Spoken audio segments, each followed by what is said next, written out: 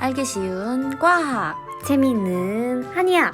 우리는 달려라 하니! 옛날에 곰돌이 삼형제가 살았어요. 똑똑한 첫째 달곰이, 적극적인 둘째 려곰이, 활동적이고 애교 많은 막내 라곰이. 곰돌이 삼형제는 항상 호기심이 많았답니다. 이 식물은 어디에 쓰이는 걸까? 손은 어떻게 깨끗해지는 걸까? 핸드폰을 많이 했더니 어깨가 아프네. 호기심 많은 삼형제는 선생님을 찾아가기로 했어요. 곰돌이 삼형제의 과학 탐구 함께 해볼까요? 첫 번째 이야기. 식물도 약이 될 수 있어요. 식물이 약으로 쓰인다는 것을 알게 된 달곰이. 이게 약으로 쓰인다고? 에이, 말도 안 돼. 어떻게 이게 약으로 쓰여? 선생님께 물어봐야겠어. 안녕하세요, 여러분. 저희는 달려라 하니예요. 와! 달곰씨 만나서 너무 반갑습니다. 오늘 저희의 첫 번째 수업 아닌가요? 네, 맞아요. 제가 오늘을 얼마나 기다렸는지 몰라요. 맞아요. 그러면 우리는 오늘부터 총 3번의 수업을 통해서 한의학과 과학에 대해 쉽고 재미있게 알아볼 거예요. 오늘 그럼 배울 내용은 무엇인가요? 우리는 오늘 식물의 다양한 쓰임새에 대해 먼저 알아볼 텐데요. 식물을 직접 심어보기도 하고 특별한 연구를 함께 만들어 볼 거예요. 너무 기대돼요. 특별한 연구라니. 와, 그러면 그 전에 오늘의 주인공인 식물부터 함께 알아볼까요? 좋아요. 그럼 수업하러 고고고! 네, 먼저 식물을 심어보기에 앞서 식물의 특성에 대해서 함께 알아볼 텐데요.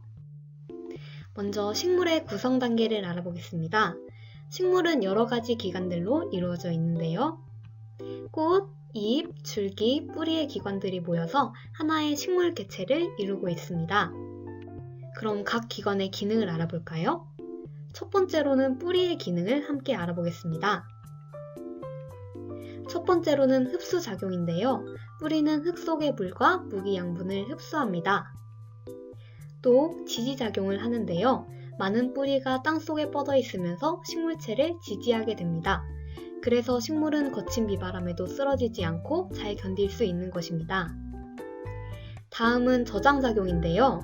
뿌리는 광합성으로 만들어진 유기양분을 저장해주는 역할을 합니다. 마지막으로 호흡작용인데요. 식물은 흙 속의 산소를 이용하여 호흡을 합니다. 다음으로는 줄기의 기능을 알아볼 건데요. 먼저 줄기는 지지작용을 합니다. 줄기는 잎, 꽃, 열매 등을 부착하고 뿌리와 마찬가지로 식물체를 지탱해주는 역할을 하지요. 또한 운반작용을 하는데요. 줄기에는 물관과 체관이 있어 이를 통해 물과 양분을 잎과 뿌리로 운반해주는 역할을 합니다. 다음으로는 저장작용인데요. 광합성으로 만들어진 유기양분을 저장합니다. 또 피목을 통해 산소를 흡수하고 이산화탄소를 내보내는 호흡작용을 합니다. 다음으로는 잎의 역할을 함께 볼게요. 먼저 잎은 증산작용을 하는데요. 증산작용이란 식물체 내의 물을 수증기 형태로 내보내는 역할을 말합니다. 또 식물의 중요한 생명활동이죠. 광합성 작용을 하는데요. 잎은 빛을 이용하여 유기물인 포도당을 합성한답니다. 마지막으로 호흡작용을 하는데요. 잎을 통해 산소를 흡수하고 이산화탄소를 내뿜는 호흡을 합니다. 이제 이러한 식물을 각기 갖고 있는 특징에 따라서 분류를 해볼 수 있는데요. 먼저 씨앗으로 번식하는지 포자로 번식하는지에 따라서 포자식물과 종자식물로 나뉘게 됩니다. 포자식물은 물과 영양분이 이동하는 통로인 관따발이 있냐 없냐에 따라서 선태식물과 양치식물로 나뉘는데요. 관따발이 있다면 선태식물, 없다면 양치식물로 나뉘게 됩니다. 또한 종자식물은 씨주머니인 씨방이 달려있냐 없냐에 따라서 겉씨식물과 속씨식물로 나뉘어요. 그래서 씨방이 있는 속씨식물은 씨방 속에 씨가 있기 때문에 속씨식물이라고 이해하시면 되겠죠? 네, 그래서 겉씨식물과 속씨식물로 나뉘는데요. 속씨식물은 또 떡잎이 한 장인 외떡잎식물과 쌍떡잎식물로 나뉠 수 있습니다. 네, 모두 이해하셨나요? 그러면 이제 함께 식물을 심으러 가볼까요? 와, 항상 식물을 보거나 먹기만 했지 이렇게 자세히 배워본 건 처음이에요. 네, 맞아요. 달곰씨가 말씀하신 대로 식물은 식용이나 관상용으로도 쓰이기도 하지만 약으로도 쓰일 수 있다는 거 알고 계셨어요? 이런 식물을 바로 약용식물이라고 합니다. 아, 약용식물. 약으로 쓰이기 때문에 약용식물인 거군요. 네, 맞아요. 달곰씨 혹시 한의원에 가시거나 한약을 드셔본 적이 있으신가요? 한약재로 쓰이는 것의 약 70%가 모두 식물이라고 합니다. 70%나요?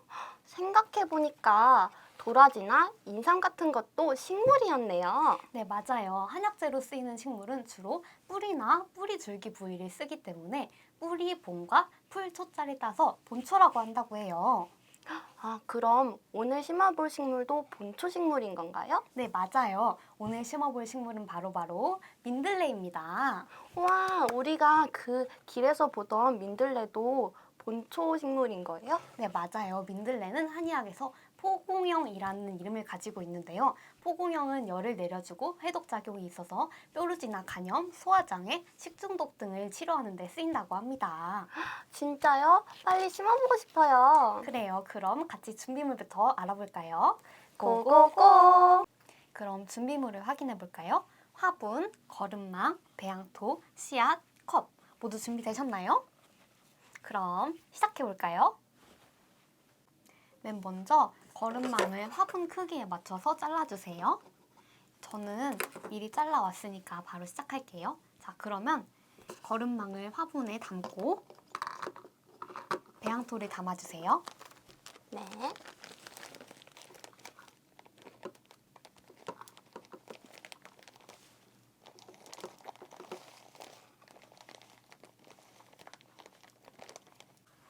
그 다음엔 종이컵으로 한 컵 반 정도의 물을 골고루 스며들도록 천천히 부어주세요. 물을 너무 빨리 부어서 흙이 패이면 안 돼요. 그리고 저는 친구들한테 잘 보이도록 프린트한 씨앗을 준비했는데 이제 손으로 흙을 눌러서 씨앗이 들어갈 수 있는 자리를 만들어주세요. 민들레 씨앗은 흙을 많이 덮으면 안 되고 씨앗이 날아가지 않을 정도로만 흙을 조금씩만 덮어주세요.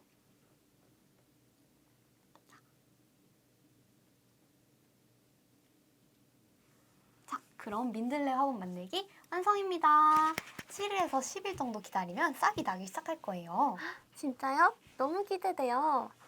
근데 저 궁금한 거 있어요. 뭔데요? 그럼 이 민들레는 어떻게 관리하나요? 민들레는 적정 온도인 20도에서 25도 정도에 두면 되고 햇볕을 자주 씌워줘야 돼요. 그래서 햇볕이 잘 드는 창가에 화분을 두면 좋겠죠? 오, 굿. 그리고 흙이 마르면 조금씩 물을 주면 좋아요. 그래서 3에서 7일 정도에 한 번씩 흙이 마르는지 확인하고 흙이 젖을 정도로 물을 주시면 됩니다.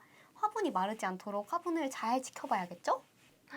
와, 저 진짜 열심히 길러서 꼭 싹이 나는 걸 보고 말 거예요. 네, 좋아요. 여러분들도 잘 따라하셨나요? 혹시 영상이 너무 빨라서 못 본 부분이 있으시다면 영상을 다시 뒤로 돌려서 확인해 보세요. 이번에는 특별한 연고를 함께 만들어 볼 건데요. 바로 자운고예요. 자운고는 한방 의용제 중에 가장 유명하면서도 또 자주 사용되는 처방으로 다양한 피부 질환에 이용된다고 해요. 아, 그렇군요. 그럼 오늘 만들 자운고에는 어떤 본초들이 들어가나요? 황련, 황금, 유금피, 진피, 자근 등의 총 12가지 본초들이 들어간다고 해요. 12가지나요? 진짜 다양하네요. 맞아요. 그럼 본격적으로 자운고를 만들기 전에 자운고에 응용되는 과학 지식을 함께 알아볼까요? 네, 좋아요. 고고고!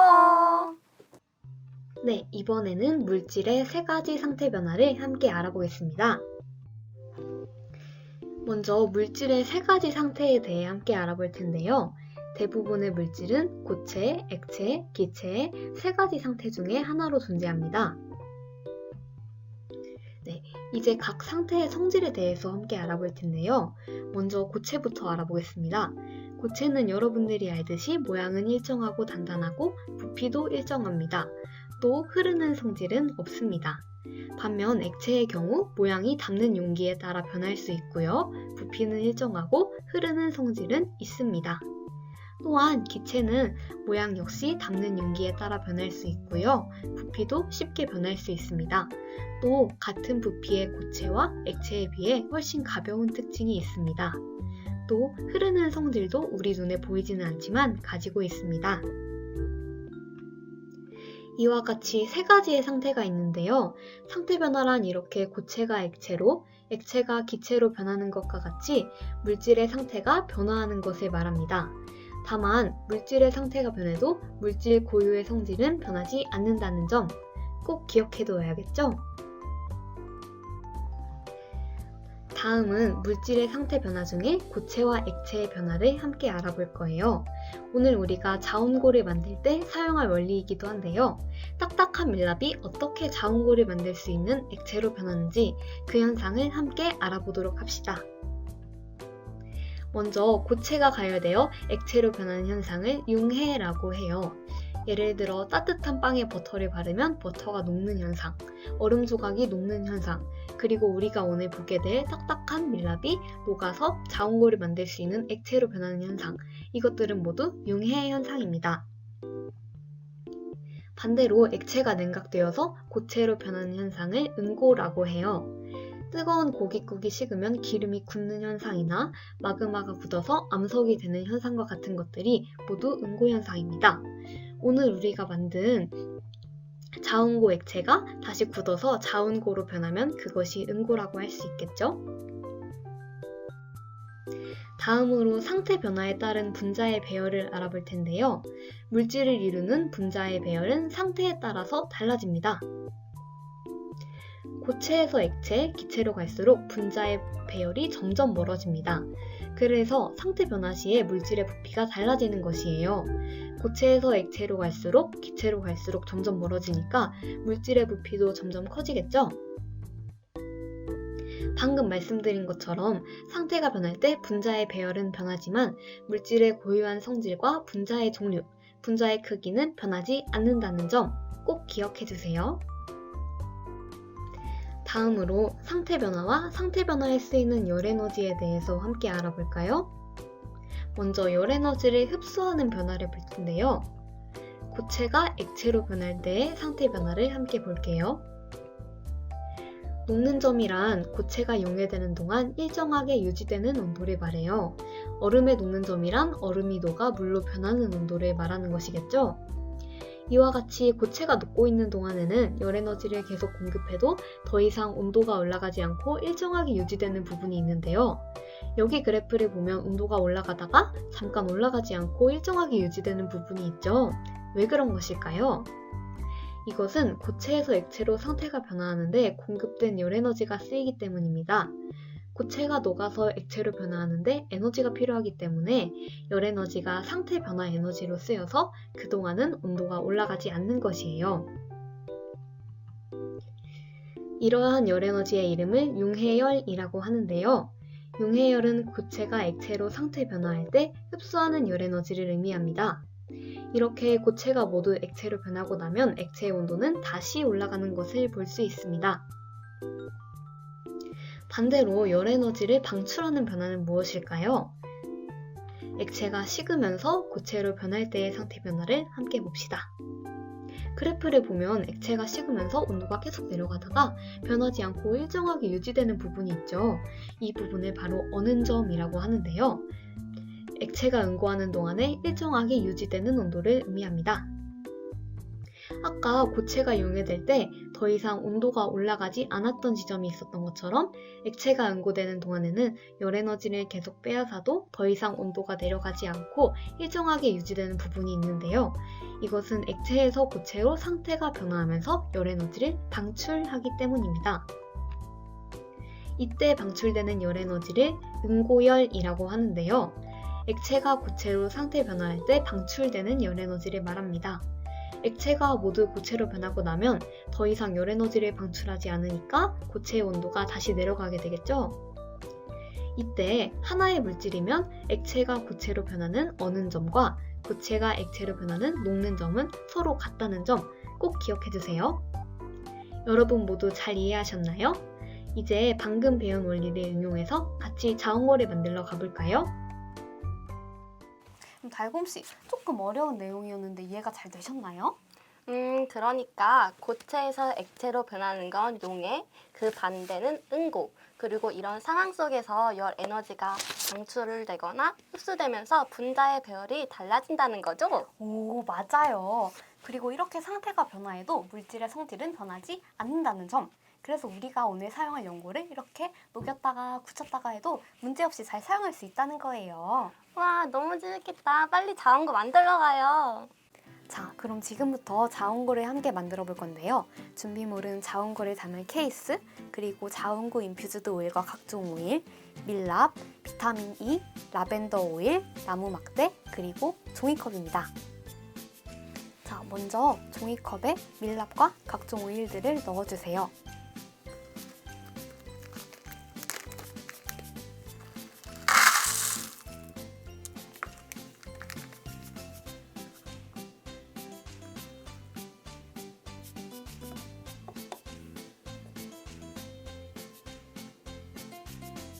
자, 그러면 이 종이컵을 전자레인지에 30초 돌려주세요.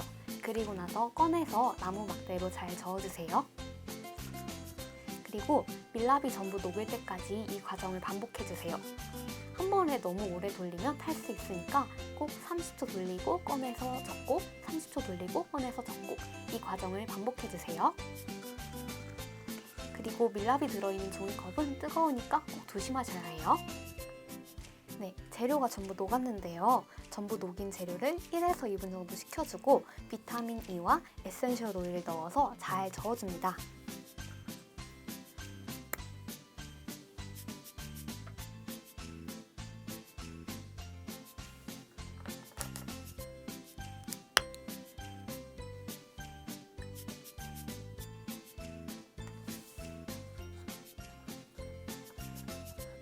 네, 다 저었으면 이제 종이컵을 이렇게 해서 아까 받은 용기에 부어줄게요. 다 굳으면 수축 현상이 있어서 크기가 줄어들기 때문에 약간 볼록하게 부어주시는 게 좋아요.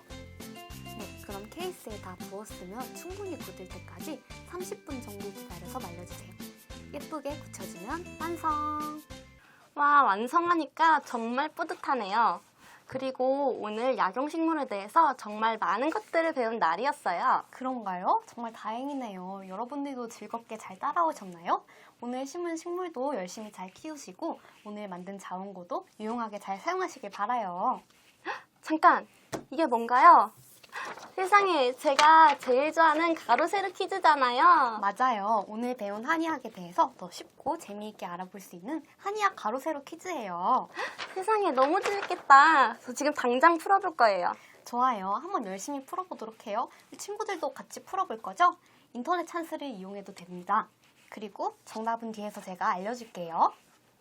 네, 알겠습니다. 그럼 오늘 이렇게 저희 첫 번째 수업이 끝났네요. 달곰씨 어떠셨어요? 오늘 정말 너무 재밌었어요. 그리고 제가 정말 식물을 앞으로 더 사랑하게 될 것 같아요. 와, 다행이에요. 우리 달곰씨처럼 여러분들도 재미있고 유익한 시간 보내셨길 바라요. 그럼 저희는 이만 안녕할게요. 안녕. 네, 여러분 이제 식물 가로 세로 퀴즈 정답을 함께 보겠습니다. 여러분 모두 식물 가로 세로 퀴즈 풀어보셨나요? 네, 정답 영상을 보기에 앞서서 한번 스스로 퀴즈를 풀어보고 함께 답을 맞춰보기로 해요. 네, 그럼 세로 1번부터 정답 함께 보겠습니다. 식물체의 표면을 덮는 세포, 무엇일까요? 네, 바로 표피세포였습니다. 여러분 모두 찾아보셨나요? 네, 다음으로 가로 1번, 운향과의 귤 또는 동속 근현식물의 성숙한 과피. 이 한약재의 이름은 무엇이었을까요? 아마 한약재의 이름이라 친구들 모두 검색을 통해서 찾아봐야 했을 것 같은데요. 정답은 바로 진피였습니다. 네, 다음으로 가로 3번, 민들레 또는 동속식물의 전초를 말린 약재. 포자로 시작하는 세 글자 무엇이었을까요? 네, 바로 포공형이었습니다. 오늘 수업 시간에도 나온 식물이라 여러분 아마 쉽게 맞추셨을 것 같은데요. 다들 기억하셨죠? 네, 다음으로 세로 2번인데요. 세로 2번은 여러분이 조금 쉽고 재미있게 풀어보실 수 있도록 다른 문제를 준비했어요. 걸그룹 레드벨벳 멤버 조이의 본명은 무엇일까요? 네, 바로 정답은 박수영이었습니다. 이제 잘 몰랐던 친구들도 검색을 통해서 쉽게 찾아볼 수 있는 문제였죠. 네, 다음으로 가로 2번 함께 풀어보겠습니다. 쌍떡잎 식물, 통화식물목, 꿀풀과의 여러 해살이 솟은 초. 두 글자인데요. 무엇이었을까요? 네, 바로 박하였습니다. 다음으로 세로 3번, 공으로 시작하는 세 글자인데요. 체력 저하에 사용되는 한약 처방이며 녹용, 당귀, 산수유, 사향으로 이루어진 한약. 무엇일까요? 네, 바로 공진단이었습니다. 친구들 다들 한 번씩 들어봤나요? 다음으로 이제 가로 4번부터 한번 새롭게 풀어볼 텐데요. 지치의 건조 뿌리. 이 한약재는 무엇일까요? 네, 바로 작은이었습니다. 다음은 가로 4번인데요. 왕느릅나무의 코르크층을 벗긴 숲이 유백피라고도 하는 이 한약재의 이름은 무엇일까요? 네, 바로 유근피였습니다. 친구들 아마 유백피라고 검색하면은 바로 찾을 수 있었을 것 같은데요. 한번 쉽게 풀어봤나요? 이번에는 또 친구들이 쉽게 풀어볼 수 있는 문제 준비했습니다. 가로 5번인데요. 보이그룹 방탄소년단의 두 번째 정규 음반 타이틀곡. 제목 무엇일까요? 내 땡땡땡땡 내 마지막 춤을. 이 가사에 들어갈 이 노래의 제목은 무엇일까요? 네, 바로 피땀 눈물이었습니다. 친구들 모두 들어본 노래인가요? 다음으로는 세로 5번, 물으로 시작하는 세 글자였는데요. 나를 잊지 말아요 라는 꽃말을 지닌 식물. 무엇이었을까요? 네, 정답은 바로 물망초였습니다. 네, 이제 마지막 문제인데요. 네, 가로 6번인데요. 해독작용, 간염, 피부염 등의 효과가 있는 약재로 한약에 많이 쓰이는 약재입니다. 그래서 약방의 땡땡이라는 속담도 있다고 하는데요. 이 한약재는 무엇일까요? 네, 바로 감초였습니다. 자, 이렇게 돼서 모든 빙고가 완성됐네요. 우리 친구들 한번 재미있게 풀어봤나요? 네, 여기까지 저희가 준비한 1회차 수업이 끝났습니다. 여러분 모두 재미있으셨나요? 이번 수업을 통해서 여러 가지 과학 원리에 대해서 더 쉽고 재미있게 이해하고 한의학에 대해서도 조금 더 친숙하게 다가가는 그런 수업이 되었기를 바라요. 그럼 저희는 다음 2회차 수업에서 더 재미있고 유익한 내용으로 찾아올게요. 그럼 여러분 모두 수고하셨습니다. 안녕!